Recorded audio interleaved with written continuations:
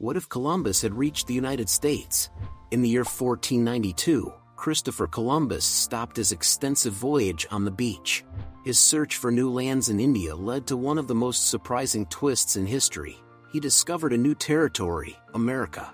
This event marked the meeting of two different worlds and drastically altered the course of history. But what would have happened if the renowned traveler had not landed on an island in the Bahamas, but instead landed in North America, known today as the United States? How would events have changed and what facts would have irreversibly transformed history? Are you ready? Because you are going to freak out with this video. Here we go. First hypothesis: Portugal's invasion of all of Latin America. Believe it or not, the world as we know it today is an exception in history. Although there are few wars nowadays, if we look back to the past, we will see that empires and kingdoms lived in constant warlike conflict, with ephemeral periods of peace. If we consider that Columbus arrived in North America at the end of the 15th century, this would leave a historical gap for the rest of Latin America, a large group of states that were mostly governed by Spain. Let us remember that exceptional countries, such as present-day Brazil, were not colonized by the Spanish, but by the Portuguese, the European region that was in constant conflict with the Spanish crown. In this conflictive situation, it would be Portugal who reigned over this vast place.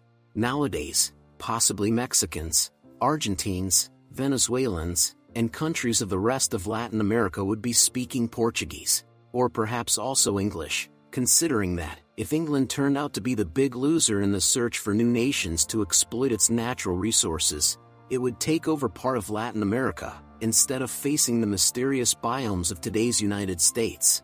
What language would be spoken throughout the United States today? Spanish. It is very possible. Second hypothesis: distinct cultural exchange with Native Americans. If we continue to consider that Columbus arrived first to what we know today as the United States, the course of history takes an unexpected turn, and that is that historically, the English and their descendants have always been hostile to the native community of the countries they colonized. They were used to it because their ancestors had been colonizing lands for a long time. England in 1942 had in its hands India, South Africa, Australia, and New Zealand, to mention a few examples.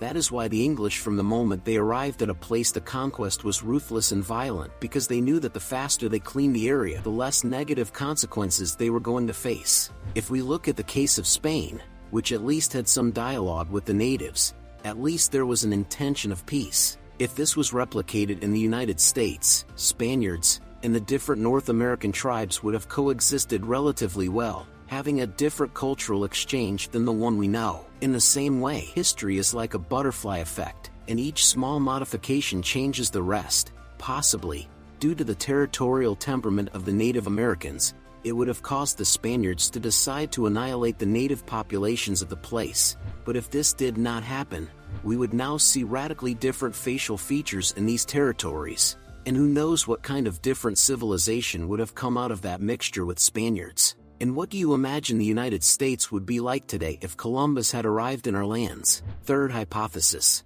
incredible worlds. The Aztec, Inca, Guarani, and other ancient South American nations before the arrival of the Europeans were very advanced civilizations. Living proof of this was the engineering ahead of its time that was implemented in modern Peru, specifically in the area of Machu Picchu.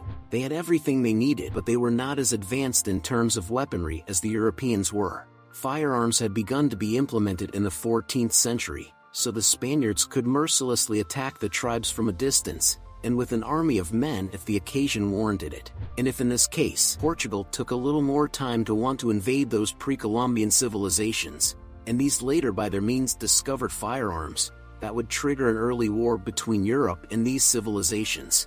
Undoubtedly, if this happened in history and these native civilizations sang victory, we would be talking about a different outcome, with a way of seeing the world with different eyes. Without the intervention of the Catholic religion, much of the American continent would be led by natives who began to protect their lands, and repelled without exception foreign navigators, with skin and traces radically different from those of their own or neighboring tribes. Whether English, Spanish, or Portuguese, none would dare to spend money on an estimated 70-day voyage, knowing that where they arrive, there is an Aztec army armed and ready to shoot. Neither the monarchy nor private companies, and not even the sailors and soldiers themselves, would dare to perform such an act. What if the Incas or Aztecs discovered industry? Surely they had invented highly engineered machines to exploit their natural resources that exist to this day, being by leaps and bounds an advanced and sophisticated civilization. In this scenario, what would be the fate of the Europeans?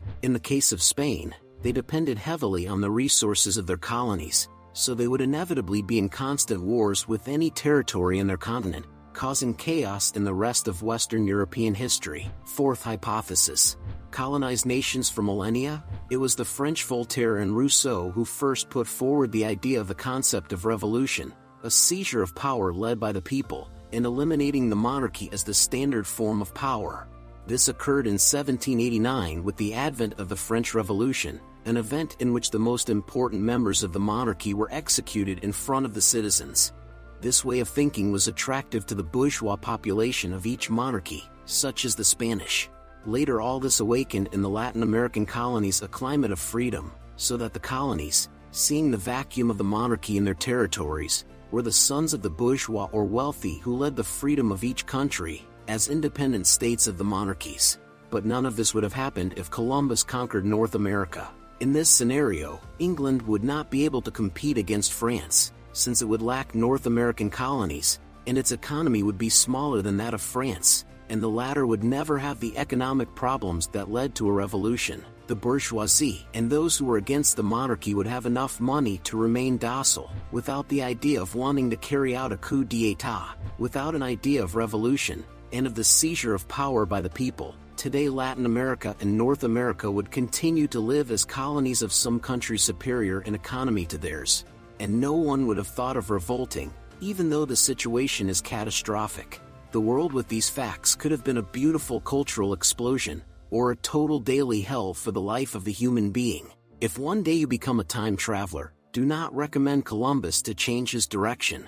As we have seen, a simple change in a historical event can trigger never-before-seen situations, generate unique cultural exchanges, and create incredible stories. Did you imagine that history could change in this way? Would you like to live in these worlds? Leave me your answer in the comments. If you liked the video, leave a like and subscribe to this channel to see more similar videos. Don't miss it. See you next time.